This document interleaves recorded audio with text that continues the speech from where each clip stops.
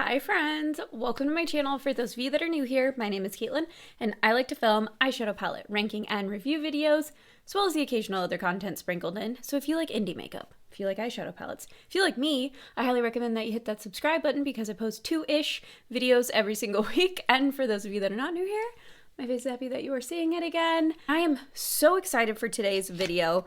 It has been a minute, I feel like, since Lunar Beauty's launched an eyeshadow palette. Am I correct in saying that?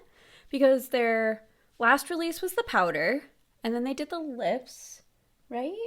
Or did they have a palette recently? What was the last Lunar Beauty palette? I don't remember. But I have it. I know I do, because I buy every single Lunar Beauty palette. The only one I skipped was New Prism, and then I waited for 6 months for it to come back in stock to get it. So, anywho, as you could have already seen by the title, we are testing out the Siren Sunset collection from Lunar Beauty. I am getting ready because today is Halloween when I'm filming this, and I'm going to be passing out some Halloween candy. So let's just go ahead and do it.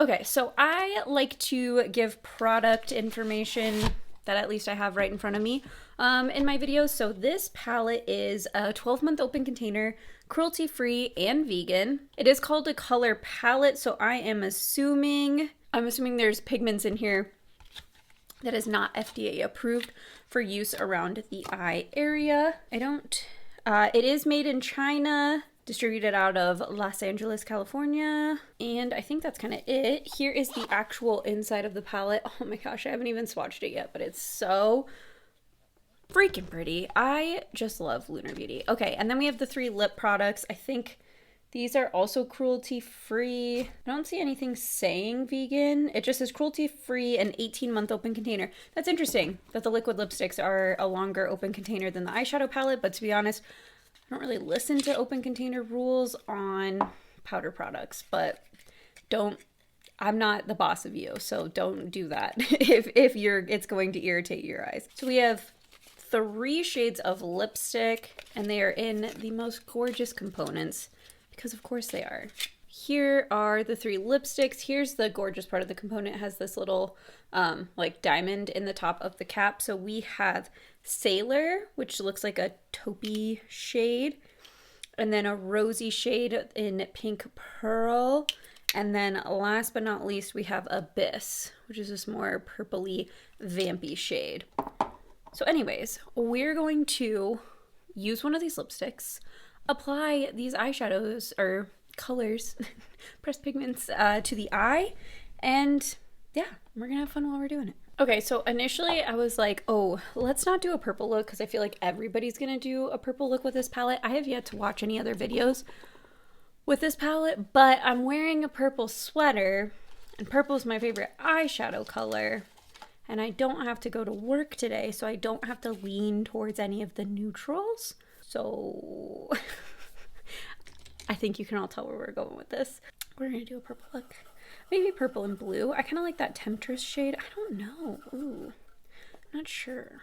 I'm gonna take a big fluffy brush. This is a Sonia Kashuk eye crease brush, and I think I'm gonna start with the shade. I want to start with something like lighter than this for the transition, so we're gonna start with the shade Starfish. That was definitely more pigmented than I was expecting. Honestly, I could totally see myself doing like a 2 eyeshadow look with this shade and then Sea Witch just like all over the lid and having like a fun multi-chrome moment that also for me personally felt wearable for work and also quick and easy because, you know, usually when I'm getting ready for work I don't have a ton of time.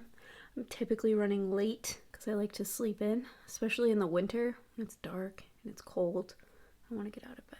I say dark and cold. I live in Arizona. It's not that cold, but it gets cooler. It's harder to get out of bed. Now for the fun part, we're going into Seductress, which is that purple there. And this is a Singe Beauty EO2 brush. And I'm really disappointed in myself that in this entire spooky season, I did not use any of my, like either of my Moonspell palettes. But I think I'm going to keep the spookiness going. I debated doing like a, I don't know, a series on my TikTok that was like continuing to use my spooky palette, spooky palettes, but I don't know.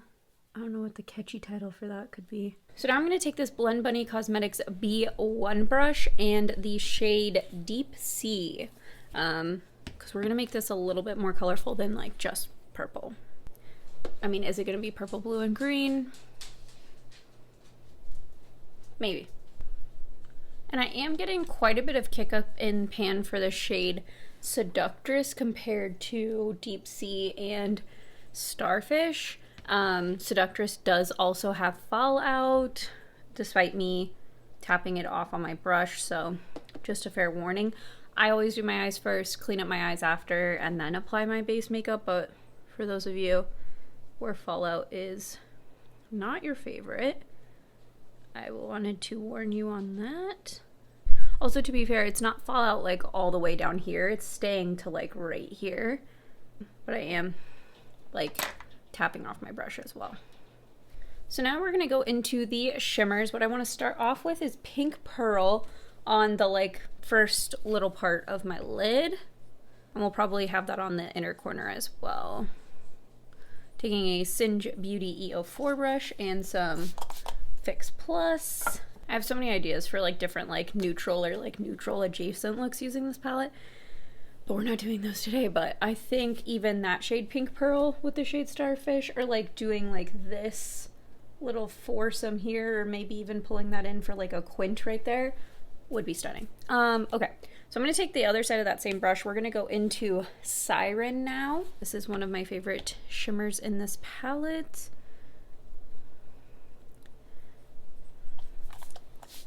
Again, spraying with Fix Plus. That shade is really pretty. It's like a blue-purple duochrome flip. It a little bit reminds me of the Natasha Denona, the like blue-purple shade in the middle of the trichrome palette. But it's definitely just like blue-purple. I don't see any other shifts besides that. And last up, I'm gonna grab this Morphe M152 brush and the shade Temptress, which is like the darker purpley blue shifty shade. Again, spraying with Fix Plus. Oh yeah, that's pretty. That is pretty. I really like that. Okay, that's basically the top half of the eye look. I am actually gonna do something different on the lower lash line, so I will come back and show that to you when I'm ready. Okay, you may be able to tell where we're going based on the waterline color I used, but anyways, we're going to go into Deep Sea again on the lower lash line, but then we're gonna pull in some of that green next to it, or I guess it's teal. But so taking this Melt Cosmetics Round Detail Mini 26 brush, it's this little brush, we're going into Deep Sea, that dark blue. Next, I'm taking this Sonia Kashuk small eyeshadow brush and the shade Ariel. Gotta go with my girl Ariel. Oh yeah, that shade is so pretty with that blue. And I feel like the blue kind of helped mesh everything in together over here because we used the blue up top too. Okay, so that is super smoky and maybe a little out of control. And out of control not because of the shadow, but because of me just kind of fluffing wherever I wanted to. Okay, so I'm gonna clean that up a little bit. I'm gonna take the shade Shell. I feel like this is gonna help us just tone that down slightly. I'm using a Sonia Kashuk blending crease brush, just like a medium-sized fluffy brush. Shell is helping us blend that just a little bit more. It's not funny because it definitely makes sense from a color theory standpoint, but the green and the blue just made like a medium blue. And so my green and my waterline doesn't quite look right, but that's okay. It's definitely like an oceany blue color. I love it. So now I'm gonna grab the shade Water Nymph, which is that shimmer next to the shade Ariel. Spraying it with Fix Plus, and I am using one of my Scooby-Doo brushes from the Scooby-Doo Glam Light collection. And I'm putting the shade, ooh, I grabbed way too much of that shade. Okay, that shimmer shade is absolutely stunning. I think I'm gonna wrap it. I'm just gonna go all in on the inner corner with it. Ooh, I feel like a mermaid now. I do. I feel like that helped us take it into mermaid territory. Okay, so I got to do the rest of my base and then we'll try out one of these lipsticks, and then I'll give you my first impressions thoughts on the collection. Okay, so I put in the Alley Pony, and I think the shade Honey from insert name here. I got my hair done, and it's like dark, but like my bangs are really light, so like my ash blonde matches this, but Honey matches this. I don't know. I'm having a hard time figuring out what shade to use, but anyways, back to the reason we're here. I used the shade Pink Pearl, this one that we had put right here. I used that as my face highlight, and I think it's a really nice face highlight. There's like maybe a hint of a cast when I stare forward. Let me check. I did blend it out, so I feel like there's like a tiny bit of a cast. If you're very fair, like I typically am, I have a little bit of a spray tan happening right now. If you're very fair, like I typically am, I don't think the cast will show up, but if you have more than like a ghostly pale pigment of skin, it's probably gonna leave a little bit of a cast, but it is an eyeshadow, like a white based eyeshadow, so that makes sense. But I thought it was a really pretty highlight, so I wanted to point that out. So let's figure out what lip we want to use. I feel like I don't want to go for the dark one.